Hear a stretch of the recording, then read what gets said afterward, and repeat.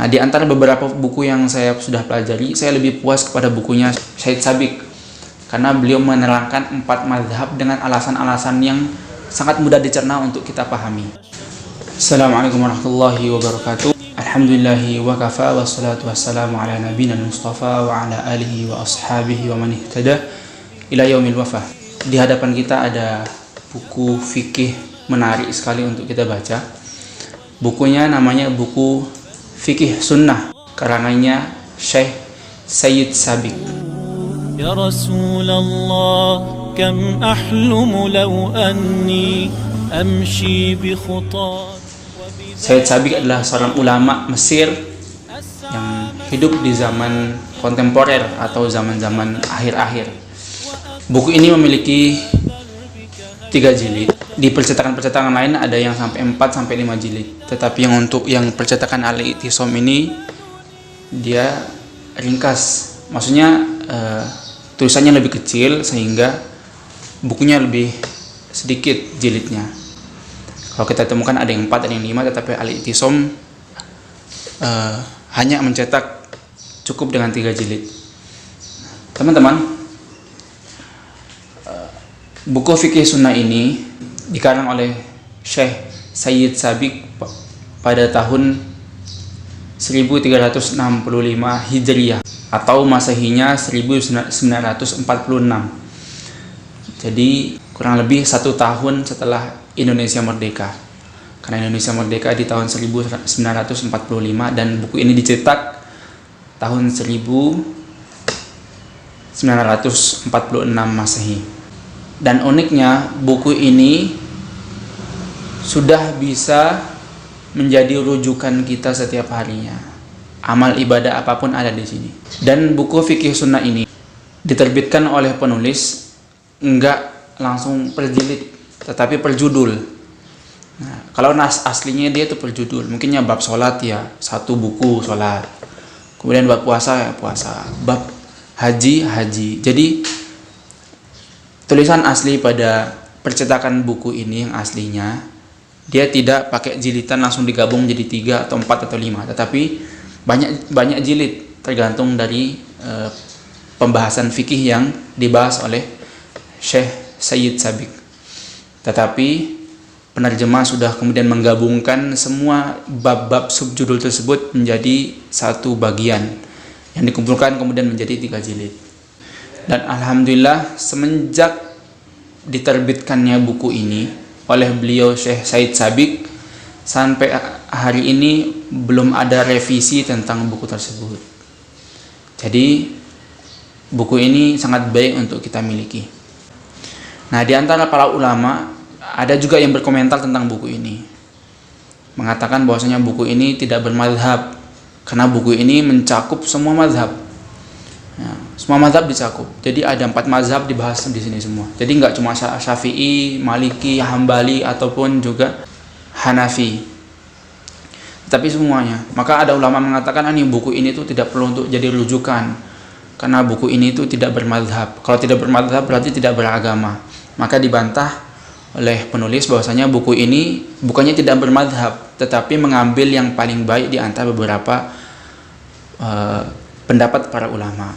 Dan kenapa buku ini menjadi rujukan penting untuk kita? Karena buku ini, walaupun buku ini adalah karangannya Syekh Sayyid Sabiq, tetapi beliau tidak pernah mengambil pendapat beliau untuk dimasukkan ke dalam buku ini.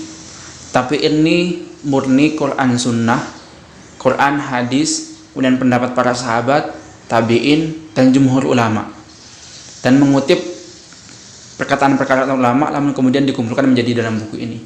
Dan dia menyaring mana yang seharusnya yang dibantah dan mana seharusnya yang diambil. Makanya kemudian Syekh Al-Albani termasuk menolak buku ini karena bertentangan dengan fikih beliau. Apa bedanya fikih Syekh Sabiq dan fikihnya Syekh Al-Albani?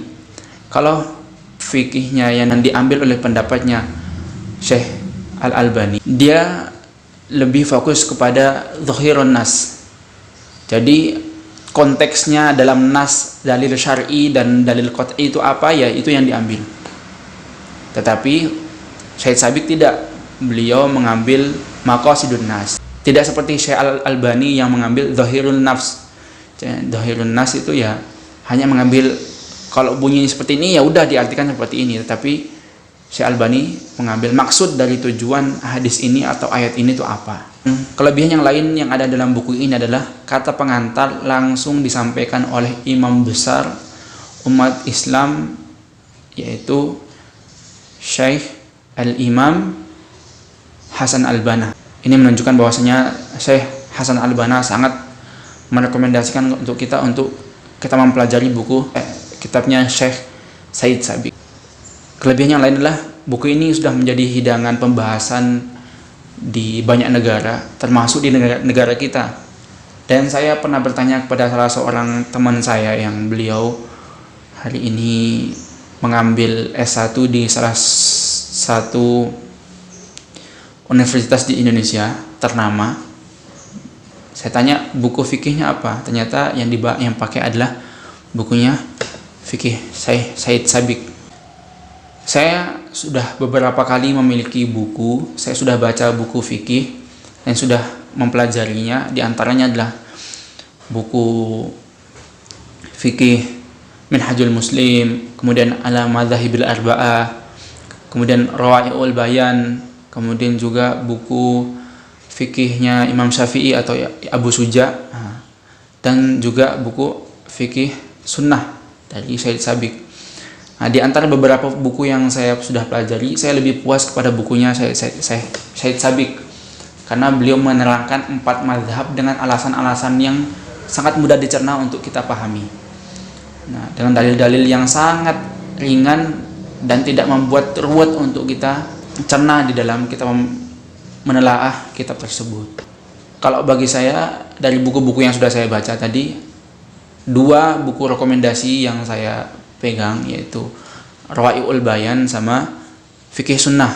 Tetapi Rawa'iul Bayan itu dia buku tafsir Al-Quran yang dikarang oleh Syekh Ali As-Sabuni, seorang dosen di Universitas Ummul Qura Madinah. Tetapi buku Rawa'iul Bayan hanya menerangkan tafsir-tafsir yang ada di dalam Al-Quran.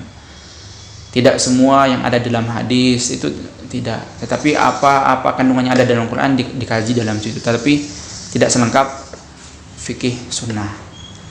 Nah, jadi teman-teman yang mau belajar fikih, saya sarankan untuk buku ini. Di sini dibahas 4 mazhab dan semua pendapat-pendapat ulama. Bahkan beliau juga membuang pendapat ulama ketika ada dalil syar'i yang menunjukkan tentang perihal tersebut. Jazakumullah khairan. Semoga bermanfaat. Assalamualaikum warahmatullahi wabarakatuh.